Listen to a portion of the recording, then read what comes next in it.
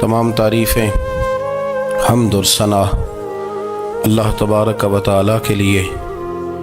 दुरूद सलाम नबी अकरम नूर मुजस्सम शफ़ी मुअज़्ज़म अहमद मुज्तबा जनाब हज़रत मुहम्मद मुस्तफ़ा सल्लल्लाहु ताला अलैहि वसल्लम की ज़ाते वाला सिफ़ात के लिए हम्द व सलात के बाद मुसलमान का ये अक़ीदा है कि हमारा खालिक अल्लाह है, हमारा मालिक अल्लाह, हमारा राज़िक अल्लाह।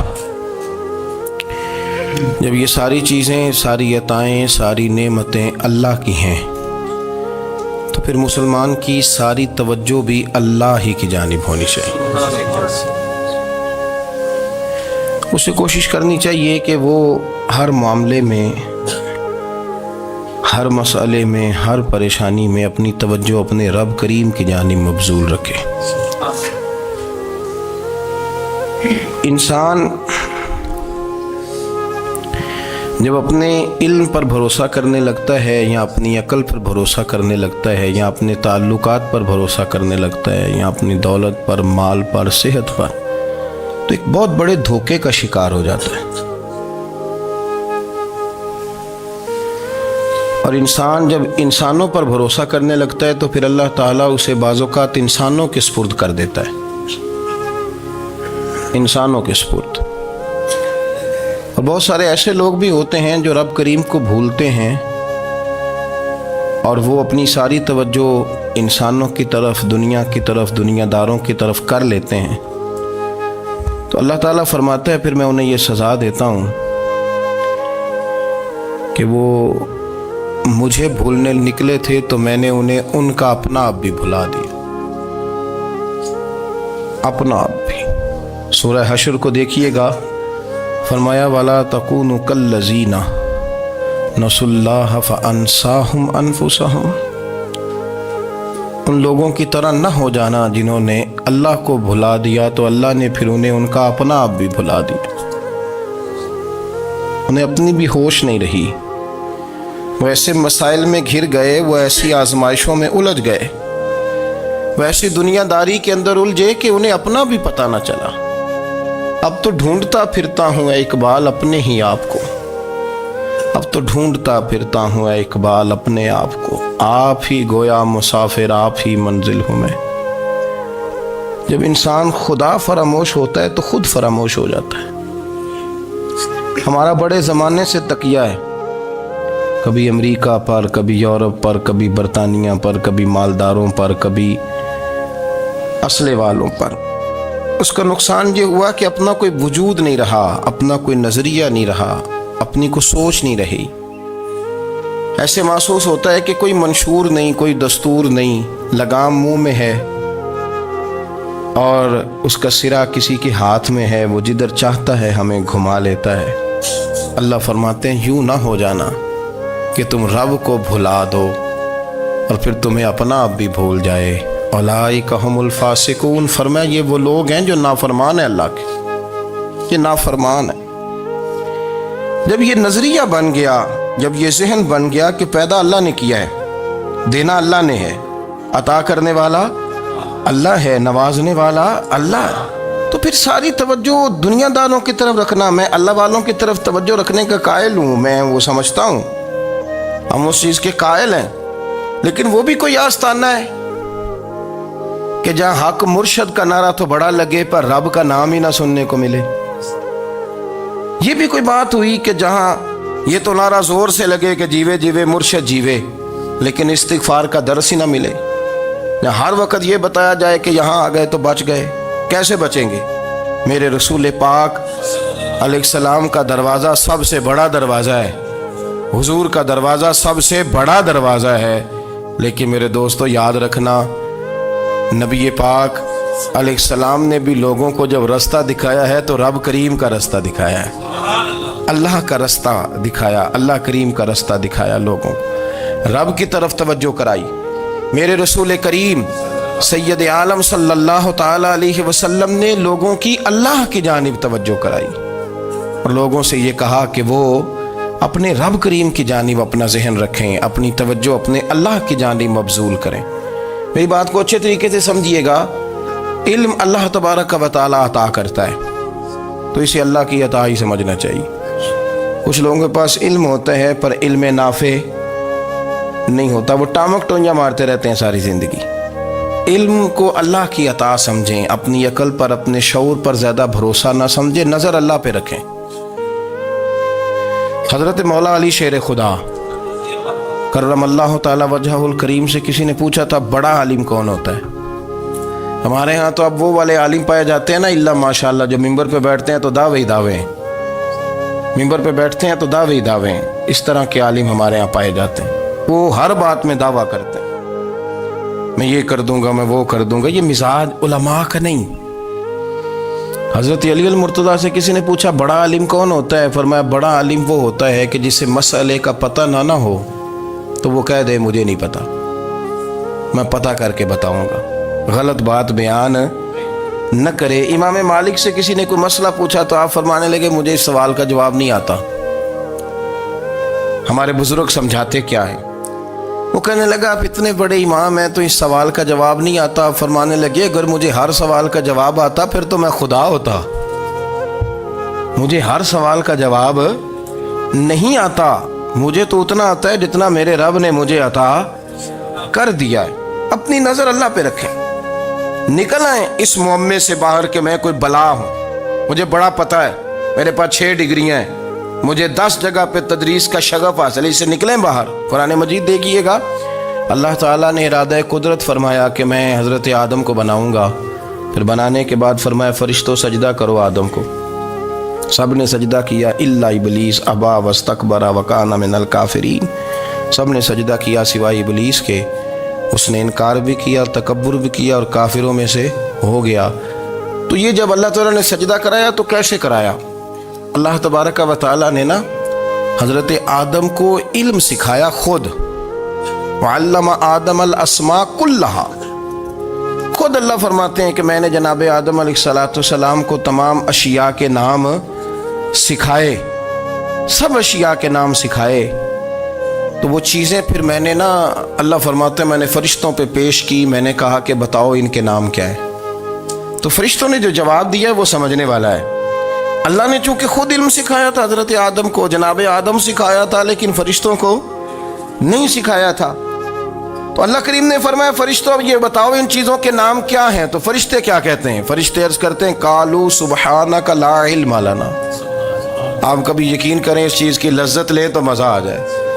کہا قالوا سبحانک، کہنے لگے تو پاک ہے، قالوا سبحانک، کہنے لگے تو بھئی آدم علیہ السلام کو نام سکھا لیے، پھر فرشتوں کے سامنے وہ چیزیں پیش کر کے کہا ان چیزوں کے نام بتاؤ، تو فرشتے کیا کہتے ہیں؟ کہتے ہیں قالوا سبحانک، تو پاک ہے، لا علم لنا، ہمارے پاس کوئی علم نہیں، الا ما علمتنا، ہمیں تو اتنا پتہ ہے جتنا تو نے ہمیں سکھا دیا ہے، ہمیں تو اتنا پتہ ہے جتنا تو نے ہمیں، لا علم لنا، ہمارے پاس کوئی علم نہیں ہے، اتنا ہی پتہ ہے جتنا تو نے ہمیں سکھا دیا ہے، اس سے زیادہ ہمارے پاس علم۔ اور یہ کیوں تو نے ہمیں جتنا سکھایا اتنا پتہ ہے؟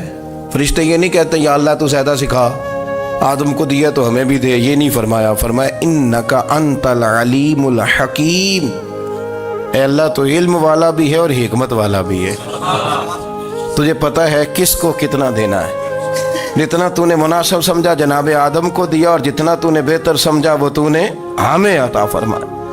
تو اگر آپ کے پاس علم ہے، کہیں نالج ہے، اس کو اللہ کی عطا سمجھے۔ ہمارے ہاں بہت سارے لوگ بن کے بیٹھ جاتے ہیں، میں اکثر کہتا ہوں کہ پھر وہ دعوے کرتے ہیں میرے علاقے والے جاہل ہیں، میرے شہر والے جاہل ہیں، میرے خاندان والے پڑھے نہیں۔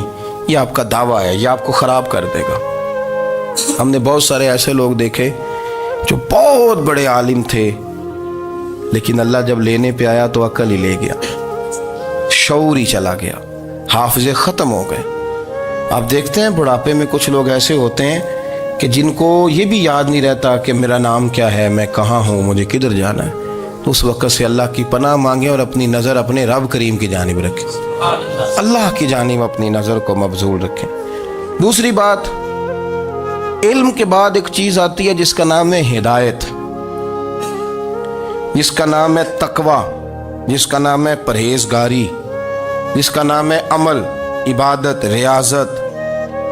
یہ بھی اسی وقت ہی نصیب ہوتی ہے جب میرا رب کریم نصیب فرما دیتا ہے۔ ہم نے نا نیکی کا اپنا اپنا سٹیٹس بنا لیا ہے، اپنا اپنا معیار بنا لیا ہے۔ کچھ لوگ کہتے ہیں کہ جناب مسجد میں سیمٹ کا توڑا دینے سے بہتر ہے کسی غریب کو آٹے کا تھیلا دے دو۔ اب اس نے اپنا مزاج بنا لیا نا نیکی کا، اس نے اپنا سٹیٹس بنا لیا۔ میرا یہ سوال ہے کہ نبی پاک صلی اللہ تعالیٰ علیہ وسلم جب مدینہ شریف آئے تھے تو حضور نے سب سے پہلے غریبوں میں آٹا تقسیم کیا تھا کہ سب سے پہلے مسجد بنائی تھی؟ کیا عجیب لوگوں کا رنگ ہے، اپنی مرضی کی ہدایت، اپنی مرضی کا تقوی، اپنی مرضی کا معیار۔ مسجد کوئی بڑا چھوٹا خطیب بھی میری طرح کا ہو نا تو وہ مسجد میں بیٹھ کے جب نبی پاک کی بات کرتا ہے تو کہتا ہے میرے رسول پاک غریبوں کا سہارا بن کے آئے۔ وہ غریبوں کی بات کرتا ہے، مسکینوں کی، لاچاروں کی، کمزوروں کی بات۔ تو مسجد ہی تو وہ ادارہ ہے جہاں سے غریبوں کی بات ہو رہی۔ تو اب لوگوں نے غریب کو اور مسجد کو لڑانا شروع کر دیا، اس کو لڑاؤ کہ مسجد میں پیسے دینے سے بہتر ہے آپ غریب کو آٹے کا تھیلا دے دیں۔ آپ یہ کیوں نہیں کہتے کہ مسجد میں بھی آپ توڑا دیں ایک سیمٹ کا اور ساتھ غریب کو بھی خدمت کریں؟ یہ کیوں نہیں تقویٰ؟ اپنی اپنی مرضی کا مزاج، اپنی اپنی۔ کچھ لوگ کہتے ہیں چھوڑو جی، ساری زندگی انسان نماز پڑھتا رہے اور پھر گالیاں بھی دیتا رہے، بندہ داڑھی بھی رکھ لے اور جھوٹ بولنا بھی نہ چھوڑے۔ تو یہ آپ نے اپنے پاس سے تقوی کا معیار بنایا۔ گالی دینے کا گناہ ہے اور داڑھی رکھنے کا ثواب ہے۔ تو اگر آپ داڑھی رکھے ہوئے ہیں اور آپ کوئی غلطی کر رہے ہیں تو اس سے آپ کی داڑھی کا ثواب ختم، اللہ کرے آپ کو سمجھ آئے میری بات۔ آپ کوئی غلطی کر رہے ہیں، داڑھی کا ثواب اس سے ختم، وہ اپنی جگہ پہ قائم ہے چیز۔ اپنی مرضی کا کیوں تقوی کا معیار بناتے ہیں؟ تقوی کا مزاج اپنی مرضی کا نہ بناؤ۔ اللہ کی بارگاہ سے دعا مانگو کہ یا اللہ ہمیں ہدایت کا نور عطا فرما، اللہ تو ہمیں رستہ دکھا، تو بتا کہ ہدایت کیا ہے۔ تو رب فرماتا ہے اللہ ولی الذین آمنوا، اللہ مومنوں کا مددگار ہے، یخرجہم من الظلمات الی النور، وہ انہیں اندھیروں سے نکالتا ہے اور نور کی طرف روشنی عطا فرماتا ہے۔ اندھیروں سے نور کی طرف اللہ لاتا ہے۔ اللہ ولی، اللہ مومنوں کا ولی ہے، وہ انہیں اندھیروں سے نور کی طرف نکالتا ہے۔ ہدایت ہمیشہ اللہ کی طرف سے سمجھے۔ جب وہ نماز کی توفیق دیتا ہے تو اپنے فضل سے دیتا ہے، جب وہ ذکر کی توفیق دیتا ہے تو اپنے فضل سے۔ ہم سمجھتے ہیں ہو جی فلانا نہیں پڑھ رہا بڑا بیوقوف ہے، فلانا نہیں پڑھ رہا، تو تم کیا اپنی عقل کے زور پہ پڑھ رہا ہے؟ میں جی اللہ کے فضل سے 2 سپارے پڑھتا ہوں، تو کس پہ احسان کرتے تو 2 سپارے پڑھ کے رویا کر کہ اگر مالک تو بڑا قریب نہیں۔ بڑے لوگ ہیں جن کو پورا قرآن حفظ ہے پر انہیں پڑھنے کی توفیق نہیں، تو انہیں فضل کیا اور مجھے توفیق دے دی ہے پڑھنے۔ رویا کر، پڑھ کے رویا کر، راتی ساری کر کر زاری، وہ نیند اکھاں تھی توندے تے فجرے اوہی گناہگار کہاون سب تو نیوے ہوندے۔ مہربانی کریں، ڈریں، نیکی کریں تو پھر ڈریں، پھر احساس پیدا کریں، پھر اپنے اندر وہ کمزوری لائیں، کہیں توبہ توبہ مجھے تو پتہ ہی نہیں، تو جانتا ہی نہیں۔ حضرت سیدنا امام اعظم ابو حنیفہ رحمۃ اللہ تعالیٰ علیہ کے ساتھ ایک شخص کہتا میں نے نماز پڑھی تو عشاء کی نماز تھی۔ یہ جو لوگ بڑے ہوتے ہیں نا، ان کے پیار کرنے والے بڑے ہوتے ہیں، ان کے گرد خوف بھی بڑا ہی ہوتا ہے، انہیں بڑا ڈر لگتا ہے، بڑی بعض اوقات آزمائش ہوتی ہے ان کی۔ عشاء کی نماز کہتے پڑھی تو امام صاحب نے نا عشاء کی نماز میں تلاوت کی آیتیں فَمَن يَعْمَلْ مِثْقَالَ ذَرَّةٍ خَيْرًا يَرَهُ وَمَن يَعْمَلْ مِثْقَالَ ذَرَّةٍ شَرًّا يَرَهُ، فرمایا جو ذرہ برابر خیر کرے گا وہ بھی قیامت میں دیکھے گا، اور جو ذرہ برابر شر کرے گا وہ بھی قیامت میں اس شر کو دیکھے گا، اس کے سامنے آئے گا۔ تو وہ شخص کہتا ہے کہ سارے لوگ نماز پڑھ کے چلے گئے تو امام صاحب رحمۃ اللہ علیہ نے اپنی داڑھی پکڑی، رو رہے ہیں، کہتے ہیں وہ ذرہ برابر نیکی کا بدلہ دینے والے، وہ ذرہ برابر شر پہ سزا دینے والے میری سفید داڑھی کو دیکھ، مالک میرے ذرے ذرے سامنے نہ لانا، لوگ تو میری بڑی قدر کرتے ہیں دنیا، میں تو بڑا پہچانا جاتا ہوں، لوگ تو میری راہوں میں پھول لیے کھڑے ہوتے ہیں، مجھے بڑا نوازتے ہیں، قیامت میں رسوا نہ کر دینا، میرے لیے مشکل ہو جائے گی۔ وہ کہتے ہیں میں نے امام صاحب کا درد دیکھا، مجھے کوئی کام تھا تو میں چلا گیا، میں نے کہا کہ وہ اس وقت اللہ کے حضور حاضر ہیں تو میں دوبارہ آؤں گا۔ کہتے ہیں میں تہجد کا وقت آیا تو امام صاحب وہیں بیٹھے تھے، اور ان کی داڑھی آنسوؤں سے بھری ہوئی تھی اور زور سے داڑھی پکڑی ہوئی کہنے لگے مالک رسوا نہ کر دے، قیامت میں رسوا نہ کر دے۔ یار جو ہدایت یافتہ لوگ تھے وہ تو ڈرے ہوئے تھے، وہ تو سہمے ہوئے تھے، وہ تو کہتے تھے یہ اس کا فضل نہیں، اس نے بلا لیا، یہ اس کا کرم نہیں۔ حضرت باعزید بستامی کسی کافر کو دیکھتے تو رو پڑتے، کہتے مالک تو کتنا قریب ہے، یہ بے ایمان رہ گیا، تو نے اپنے فضل سے مجھے اپنے نبی کا غلام بنا لیا۔ وہ رو پڑتے۔ یہاں تو لوگوں کا دعویٰ ہی بڑا ہے۔ نمازی اللہ خیر فرمائے وہ تو دوسروں کو گھورتا ہے، وہ کہتا ہے جنت کا میں مالک ہوں، کنجیاں میرے پاس ہیں، میں کسی اور کو گھسنے نہیں دوں گا۔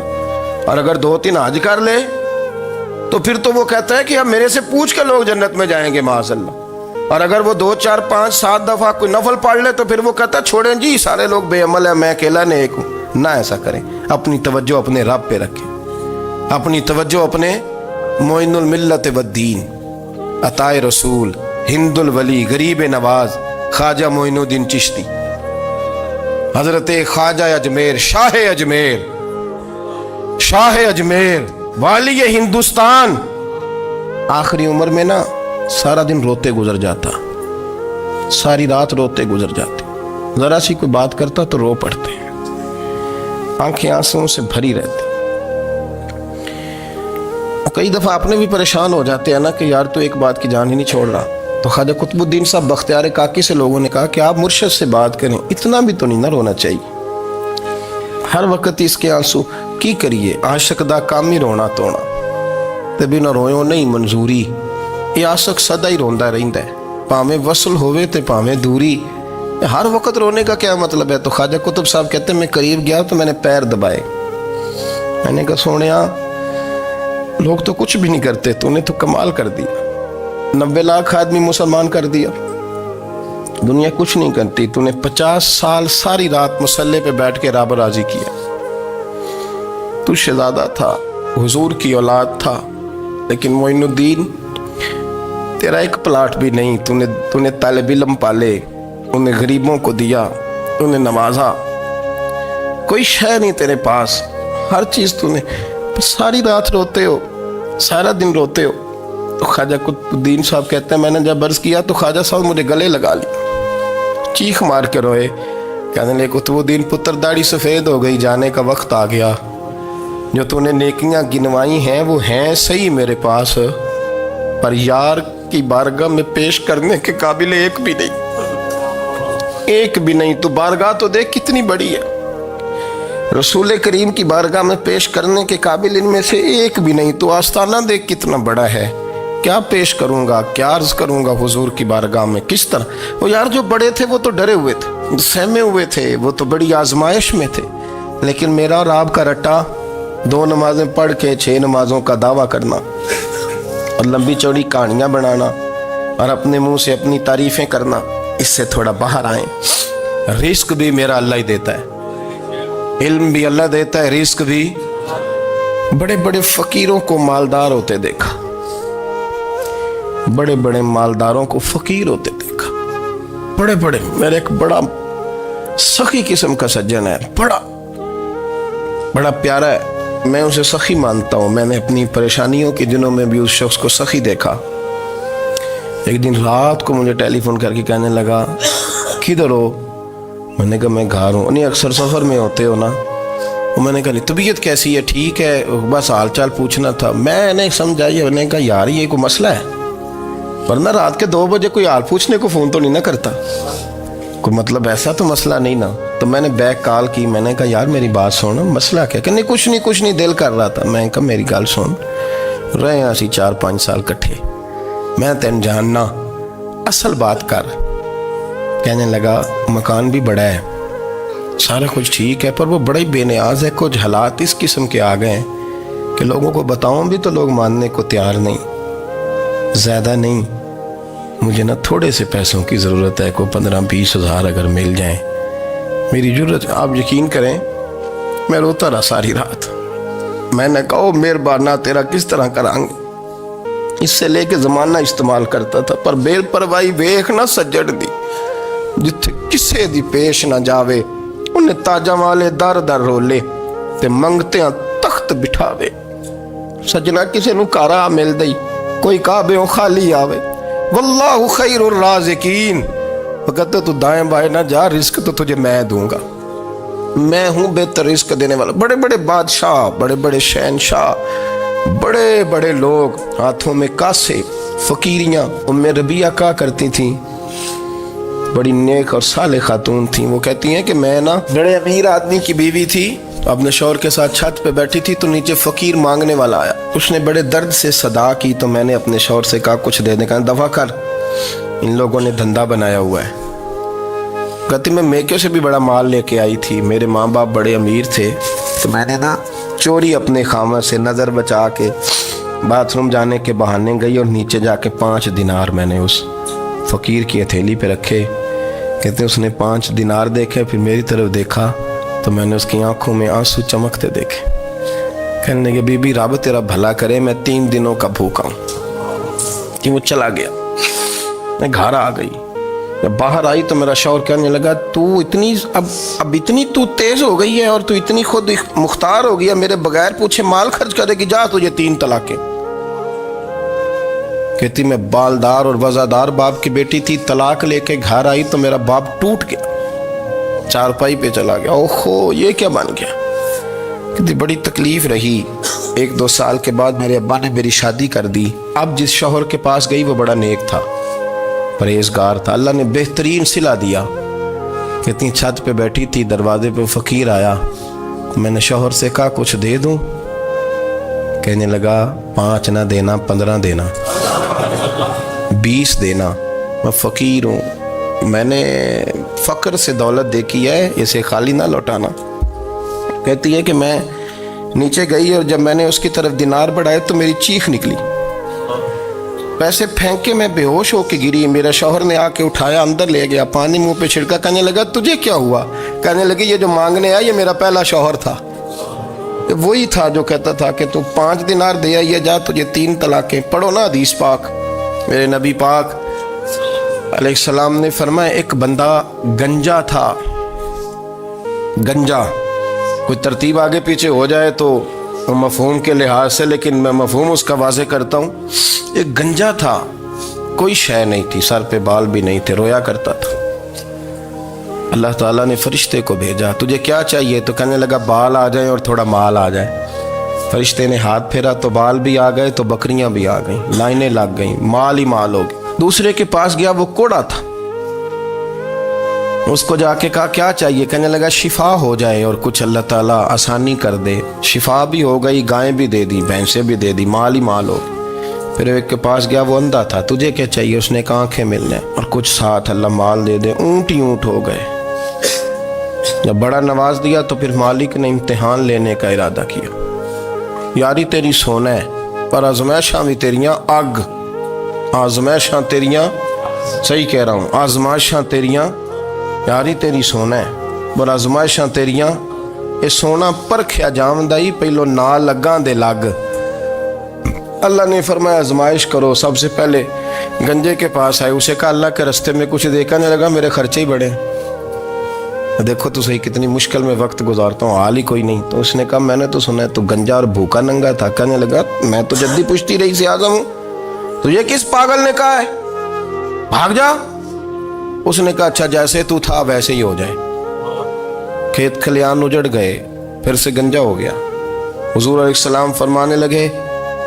پھر وہ اس کے پاس گیا جو کوڑا تھا, اسے کہا کچھ دے. کہنے لگا خرچے ہی بڑے. اب پوچھ لیں کسی امیر آدمی سے, کہے گا چکی کے نیچے ہاتھ ہے میرا, میرے سے زیادہ تو پریشان بندہ ہی کوئی نہیں. کیا بتاؤں آپ کو, اتنا ٹیکس ہے, اتنا جرمانہ ہے, فلانی شے, بڑا کچھ گنواتے ہیں لوگ. اس نے کہا میں نے تو سنا تو پہلے کوڑا تھا. اس نے کہا جا دوڑ جا, میں تو رئیس اعظم ہوں, دادا بھی پردادا بھی اور ساری نسل ہی. اس نے کہا اچھا جیسے تو تھا ویسے ہی ہو جائے. پھر وہ گیا اندھے کے پاس اور جا کے کہا اللہ کے نام پہ کچھ دے. تو کہنے لگا رب کے نام پہ, یہ کھڑے ہیں اونٹ, جتنے تیرے دل کرے لے دا. اس نے کہا کیا معنی اس بات کا. کہنے لگا یار تجھے کیا بتاؤں, میں تو اندھا تھا, میں نے تو کبھی دنیا دیکھی نہیں تھی. پھر اس کریم نے فضل کیا تو مجھے بڑا کچھ دکھایا. میں کیا بتاؤں, میرا دل کر رہا ہے کہہ دوں کہ. پھر اس نے کعبہ دکھایا, پھر اس نے روضہ رسول دکھایا, پھر اس نے ریاض الجنہ کے سجدے دکھائے، پھر اس نے اپنے محبوب کے دروازے کی رونقیں دکھائیں، اس نے بڑا کچھ دیا، اس نے بڑا نوازا۔ میرے پاس تو شاید میں بدکار پرانا خادم، کسے در ملی نہ ٹوئی، اے واصف یار نے نظر جو کی تھی، پھر واصف ہی ہوئی۔ یہ تو اس کا کرم ہوا۔ تو یہ وہ کہنے لگا تو اللہ کے نام پہ جان مانگ، میں وہ بھی دینے کو تیار۔ میرے پاس تو شے کوئی نہیں تھی، مجھے تو اپنا پتہ ہے، میں تو کوئی شے نہیں تھا، کچھ نہیں تھا میرے پاس۔ یہ تو ان کا کرم ہے کہ رخ ان کا ادھر ہے، اور مختصر سی میری کہانی ہے، یہ جو بھی ہے ان کی مہربانی ہے۔ تو وہ کہنے لگا میں بھی کچھ لینے نہیں آیا تھا، تیری آزمائش ہی کرنے آیا تھا، تیری عزتیں بھی سلامت رہیں گی، تیرا مال بھی سلامت رہے گا، تیری شفا بھی۔ اپنی زندگی میں کبھی بھی اللہ کی بارگاہ سے توجہ ادھر ادھر نہ کریں، چھوڑیں لوگ کیا کر رہے ہیں، دنیا کیا کہہ رہی، کبھی بھی اپنی توجہ دائیں۔ ہمارا یہ مسئلہ بن گیا کہ ہماری سیاست ہے، ہماری دنیا داری ہے، ہم بندوں کو راضی کرنا چاہتے ہیں، ہم دیکھتے ہیں کون کس طرح، اور آپ یقین کریں آپ تھک جائیں گے، بندے راضی نہیں ہوں گے، وہ نہیں راضی ہوتے۔ آپ ان کو منا کے لائیں گے تو ادھر والے نکل جائیں گے، ادھر کو منائیں گے تو ادھر والے نکل جائیں گے۔ اس چکر سے باہر آئیں، اس رب کو راضی کریں جو فرماتا ہے ان الذین آمنوا وعملوا الصالحات سیجعل لهم الرحمن ودا۔ فرمایا تو ایمان لانے کے بعد نیک عمل کر، میں لوگوں کے دلوں میں تیری محبت پیدا کر دوں گا۔ رحمان لوگوں کے دلوں میں محبت ڈال دے گا، اللہ لوگوں کے دلوں میں۔ اپنی نظر ہمیشہ اپنے رب پہ رکھیں، اتنی لمبی چوڑی دنیا داروں سے امیدیں نہ وابستہ کریں۔ میں نے دیکھا ہے لوگ کا سال ایسی کرتے ہیں، کبھی اس کے دروازے پہ کبھی اس کے دروازے پہ۔ ان چکروں سے باہر آئیں اور اپنے رب کی بارگاہ کی طرف توجہ کریں، استغفار شوق سے پڑھا کریں، اور اکیلے میں نہ، اکیلے میں۔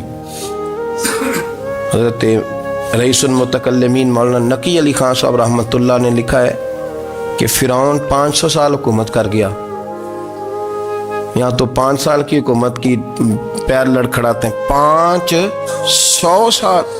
فرماتے اصل وجہ یہ تھی کہ دنیا جب سو جاتی تھی نا تو اوپر چادر لے کے تو مصلے پہ بیٹھ جاتا تھا، اور ہاتھ باندھ کے کہتا تھا رب تو ہی ہے، میرا پردہ نہ کھولنا، مالک تو ہی ہے، کرم نوازی کرنا، میری پکڑ نہ کرنا۔ وہ بے ایمان ہو کے اگر 500 سال ہاتھ باندھے تو گزارا کر لیتا ہے، تو ایماندار ہے۔ پر مسئلہ یہ ہے کہ تو رات کو بکل مار کے ہاتھ نہیں نہ باندھتا، تو منت نہیں کرتا، تو استغفار نہیں کرتا۔ توبہ کریں تو بچے رہیں۔ وہ اتنی لمبی حکومت کر گیا چونکہ رات کو کہتا تھا مالک رب تو ہی ہے، لیکن مہربانی فرما، میری پکڑ نہ فرمایا، تو اللہ نے تو اس کو مہلت دے دی۔